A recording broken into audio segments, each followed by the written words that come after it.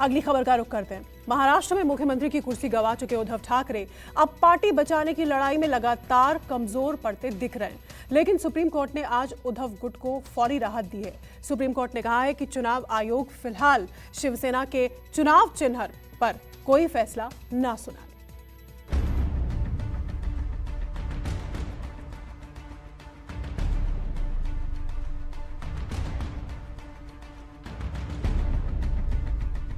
Supreme court ने उद्धव ठाकरे गुट को बड़ी राहत देते हुए कहा कि वो चुनाव चिन्हों को लेकर फिलहाल कोई फैसला नहीं करेगा। साथ ही कोर्ट ने चुनाव आयोग को कहा कि इस मामले में कोई फैसला ना ले।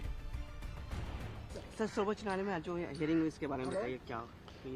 आज यहाँ पे सुप्रीम कोर्ट में जिस तरह से दोनों पक्ष की बातें सुनी गई, कल से ये बातें चल रही थी, पूरे विवाद बहस हो रही थी दोनों पक्ष और प्रतिपक्ष से, तो उनके इन्होंने जो भी बातें रखी उसको लेके सुप्रीम कोर्ट के हमारे ऑनरेबल चीफ जस्टिस जी ने इस बात पर गौर किया और ये कहा कि कितना संगीन ये मामला है जो डिस्क्वालिफिकेशन के साथ में मायने रखता है।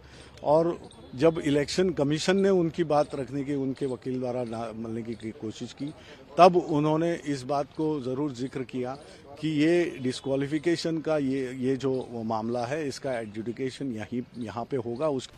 सुनवाई के दौरान chief justice NV Ramana, justice Krishna Murari और जस्टिस हेमा कोहली की पीठ के सामने सबसे पहले शिंदे गुट की तरफ से हरीश साल्वे ने दलीलें रखी। शिंदे गुट के वकील हरीश साल्वे ने कहा कि विधायकों की अयोग्यता पर स्पीकर फैसला लेने में 2-3 महीने की देरी करते हैं।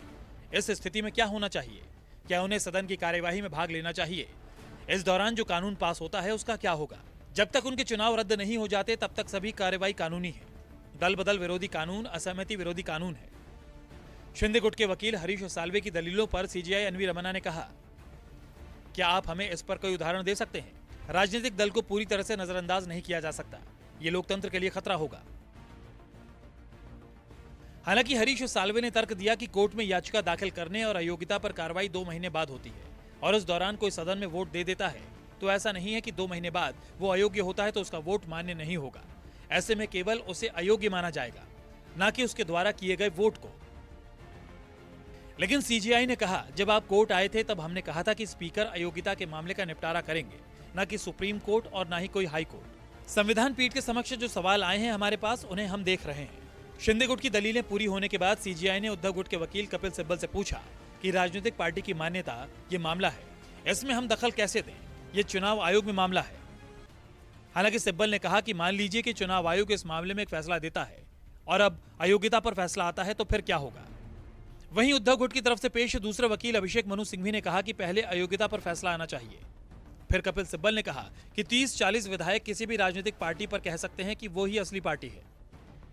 इस बीच चुनाव आयोग की तरफ से वरिष्ठ वकील अरविंद दातार ने दलीलें दी। दातार ने कहा कि अगर ऐसे मामलों में कोई पक्ष आयोग आता है तो उस समय आयोग का ये फर्ज है कि वो तय करे कि असली पार्टी कौन है।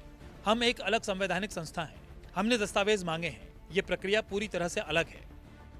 वहीं शिंदे गुट के वकील साल्वे ने कहा कि मान लीजिए कि सभी लोग अयोग्य हो जाते हैं और चुनाव आता है तो क्या हम ये नहीं कह सकते कि हम असली पार्टी हैं? लेकिन सीजेआई ने कहा कि चुनाव आयोग इस फैसले में कोई फैसला ना ले। हलफनामा सभी पक्ष दायर कर सकते हैं, हम इसको लेकर आदेश जारी नहीं कर रहे हैं। इस मामले में कोई कार्रवाई ना करें। 8 अगस्त को चुनाव आयोग में जवाब दाखिल करना है। अगर पार्टी जवाब दाखिल करने के लिए समय मांगती है तो चुनाव आयोग उसे समय देने पर विचार करे। महाराष्ट्र में एकनाथ शिंदे की सरकार का गठन सही है या नहीं, ये मामला सुप्रीम कोर्ट की संवैधानिक बेंच को भेजा जा सकता है। सुप्रीम कोर्ट इस पर सोमवार तक कोई आदेश देगा। वहीं शिवसेना का असली वारिस कौन है, इस पर चुनाव आयोग फिलहाल कोई फैसला नहीं लेगा। कोई जल्दबाजी या कोई मैटर प्रेसिपिटेट ना हो, इस तरह का एक एडवाइजरी, इस तरह की एक एडवाइस इलेक्शन कमीशन को दिया है, जिससे ये साफ है कि यहाँ पे सुनवाई होगी, पहले निर्णय यहाँ पे होगा, उसके बाद में बाकी बातें चलेंगी। Thank you. चुनाव आयोग में एकनाथ शिंदे और उद्धव ठाकरे गुट ने शिवसेना पर दावेदारी की है। 8 अगस्त को इस पर सुनवाई होनी है, लेकिन सुप्रीम कोर्ट के इस आदेश के बाद चुनाव आयोग की प्रक्रिया पर फिलहाल विराम लग गया है। प्रभाकर मिश्रा, दिल्ली, न्यूज़ 24। नमस्कार, मैं हूं मानक गुप्ता। अगर आपको हमारा ये वीडियो पसंद आया हो तो इसे लाइक और शेयर जरूर करें और हां, हमें सब्सक्राइब और फॉलो करना ना भूलें ताकि आप देश और दुनिया की कोई खबर मिस ना करें। तो जुड़े रहिए हमारे साथ और देखते रहिए न्यूज़ 24।